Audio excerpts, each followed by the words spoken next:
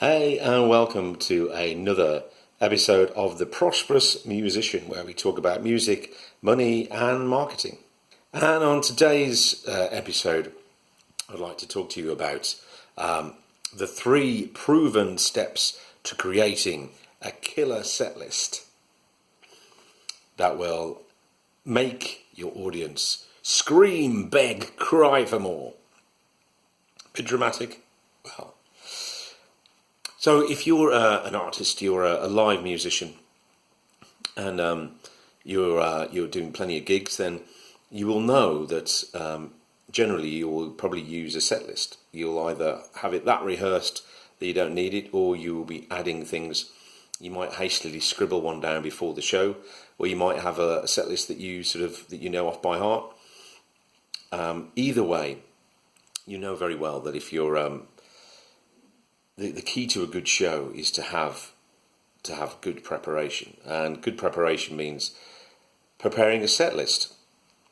Now, there's a definite art to preparing a set list, and what I want to talk to you about today is about that, how to create something that's going to shape the show. Now, obviously, sometimes we don't always stick religiously to a set list, and we'll talk a bit about that in this video, but certainly it's a great blueprint, it's a great map to have, and it gives you that little bit extra confidence when you know what song's coming next, when you know what you're doing, you've got a set, you've got a plan.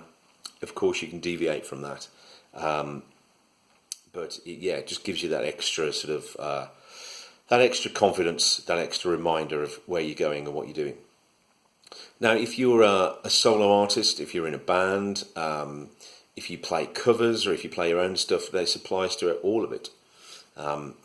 So should we dive straight in? Here we go. So number 1 is what I would say is to start strong. Now that sounds pretty obvious, right?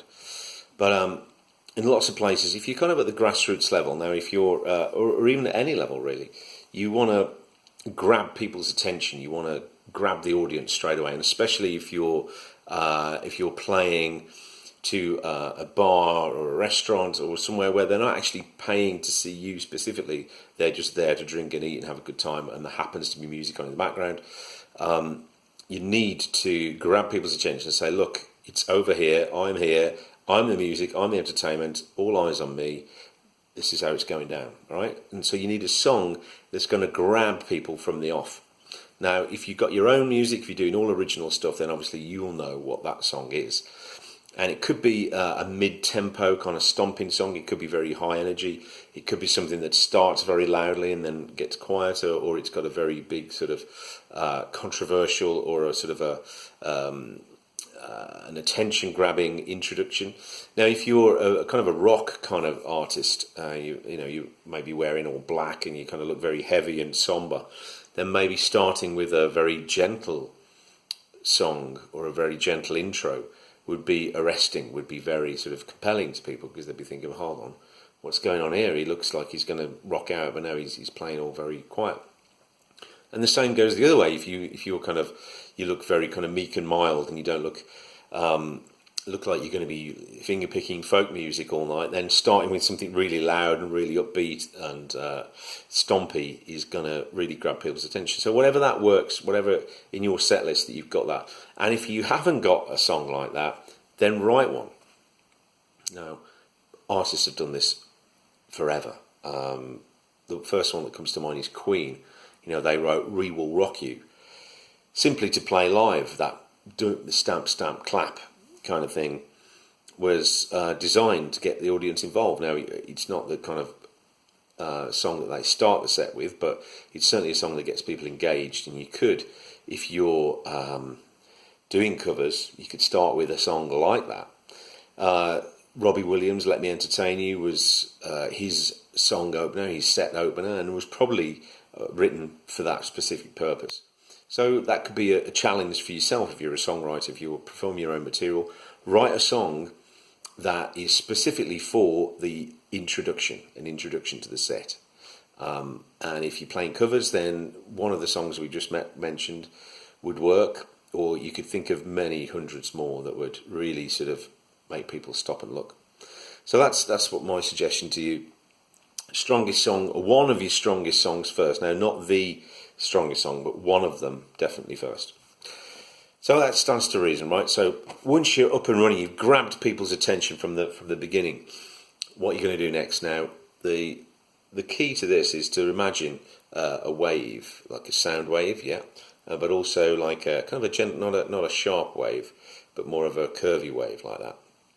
So if you can imagine that as the set, so you're going to go maybe start up there, gradually sort of dip it down, and then you're going to go back up again and then down up again. So remember the W of the wave, like that. And that's roughly how you're going to shape your set. So start off strong, maybe 2 or 3 up-tempo or mid to up-tempo songs that are very grabby, that can get people's attention.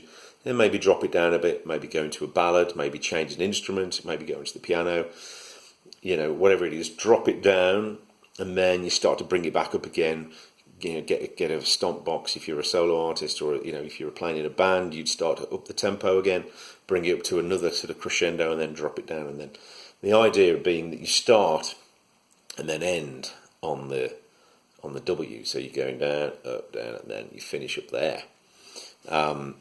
So yeah, ride the wave. And also that's the macro, but the micro, each song has that within each song, doesn't it? So yeah, a song might start up there and then dip down and then up and down. So every song kind of has that peak and trough. So think of those when you're putting songs together as well. So don't put too many up-tempo songs together, because the audience need a rest, they need to change. Even if they're good songs, you've got to have some contrast and have some rest and respite, and then bring it back up again. That's just naturally what people want, and naturally what you want, I'm sure, when you listen to music, when you go and see a show. That's the kind of thing you sort of respond to. So also what I would think about that is also read the crowd. So you might have, this is where I was talking about earlier about you have your set list and you have all, you're right, I'm going to play this one next and that one next. But your crowd might not be responding to the songs that you've got on your set list.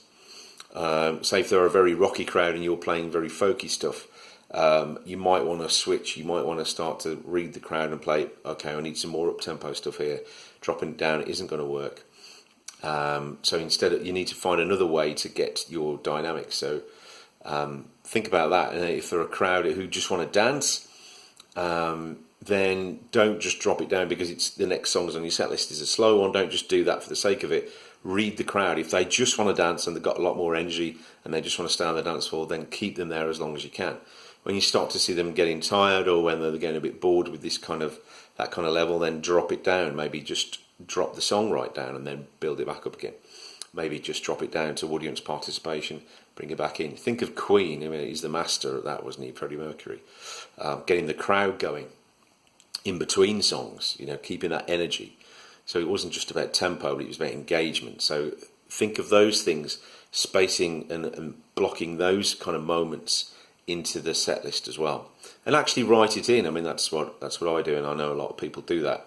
So write in, like you might play 3 or 4 songs in a row, then write in, okay, introduction, this is where I'm going to stop, I'm going to talk, I'm going to introduce myself, I'm going to introduce the band if you're with the band, I'm going to introduce, tell a little bit about myself, tell a story, set up the next song, tell an anecdote, say something funny, whatever it is, promote your album, whatever it is, you're going to put it in and rehearse that as well. Rehearse what you're going to say, because there's nothing worse than someone like I was nearly just, pausing to say something but not really saying anything, not really knowing what they're going to say. So rehearse that, at least have an idea of what you're going to say, and interject those in the set as well. So maybe you'd want to put in about your album, about your tour, about your merchandise.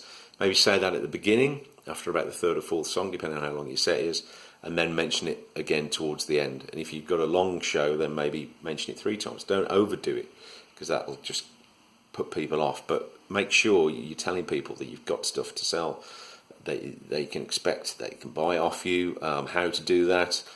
You don't have to go into specifics, but just let people know that that's what you're intending, what you're driving, pushing, nudging people towards. So include those moments in your set list as well, the actual script what you're going to say, or little pointers, reminders of like, I'm going to talk here, I'm going to introduce the band here at this point, I'm going to tell a joke at this point, I'm going to do a crowd walkabout at this point, I'm going to do a handstand, whatever it is, write it all in. So your set list, so you know what you're going to do and when you're going to do it. And it just gives you that much more confidence because you know what's coming next. So, just to recap briefly, so we've got start strong, which is number one. That is the first one, start strong. The second point is ride the wave, baby. Ride the wave, the W, remember the W? Yeah. So that's what you're thinking about. And then third is unite, bring it all together, bring it on home for the finales. Now, if you've got like sing-along songs with the crowd, put those in your set, get people engaged in your songs. And if you haven't got a song like that in your set, if you're writing original material and you haven't got a song where the audience joins in and sings along, then write one. You need one. You need those moments in your set. You need to engage people because that's what people will remember, and that's why people will buy your stuff, because they've been moved emotionally. They feel something. They feel they've experienced something that you can't get from a record or a CD or a download. And that's why they'll buy something. So you're warming them up, you're making them, you want to create experiences throughout the show, little moments. You might want to change the mood slightly in your set as well as you're going down. The mood might change into something a bit more reflective, a bit more sad maybe. Bring it back up into something happier, and then again back down into something maybe a bit more romantic, slowed down. A bit more thoughtful, and then back up into the finale. You're in the home straight. Okay, so that's when you finish strong as well. Now that might not be an up-tempo song that you finish with, although they're pretty good. It could also be like, if you're doing covers, it would be Hey Jude or something like that, where people are singing and swaying together. They're united, and that's how you want people to finish. That you're all together. As you take your bow on the stage, they're all with you, and that's that outpouring, that kind of emotion that people will then be more open to you, to buying stuff off you, to supporting you, because ultimately that's what you want, isn't it? You want support, and or people might, if you're not playing your own stuff, that's when people might come up to you after and say, I really loved your stuff, can you play at my wedding, or I want to book you for this party, or whatever it is. That's, people want to support you and they want to connect with you because you're trying to connect with them. That's what this is about, right? So there you go. There's the 3 points. Finish strong is the third one, or the unite for the finale. Follow those. Let me know your experiences with this. I'd love to know your tips. Love to know your ideas and things that's worked for you, and maybe things that haven't worked for you. Drop it all in the comments down below, and please subscribe.